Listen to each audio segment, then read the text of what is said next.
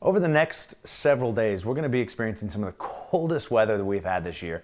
And the Carmel Fire Department just wants to remind you of a couple tips that could help you get through this weather. The first is obviously stay inside if you can.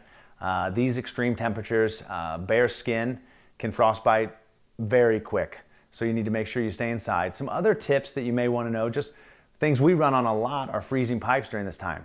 So something you may want to consider as the temperatures drop is to keep your faucet just at a slight drip, and that can help your pipes from freezing. Another is to just keep our cabinets open, because the temperature in our room could be anywhere from 10 to 20 degrees colder under your cabinets, depending on what year your house was built, how the construction is. We've done a little experiment. You can see back here, we've got our thermometer here, and we're running about 75 degrees. And under our cabinets,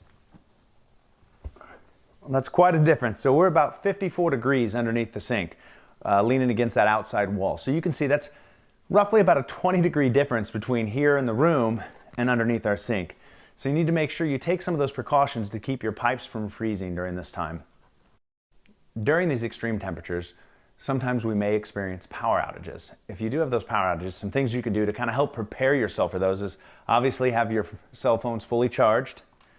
If you're like me, make sure you have spare flashlights. My kids like to play with the flashlights.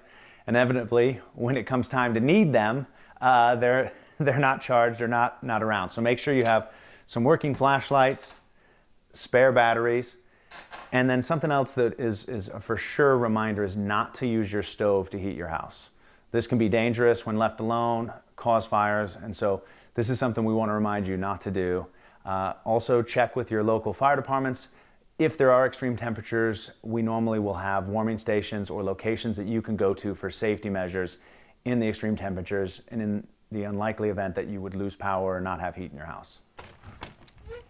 One last item to remember is your neighbors, especially if you have older neighbors who may need your help or assistance during these extreme temperatures. You may want to check on them, make sure they have everything they need and have all their items ready for these cold temperatures. Guys, stay healthy and stay warm.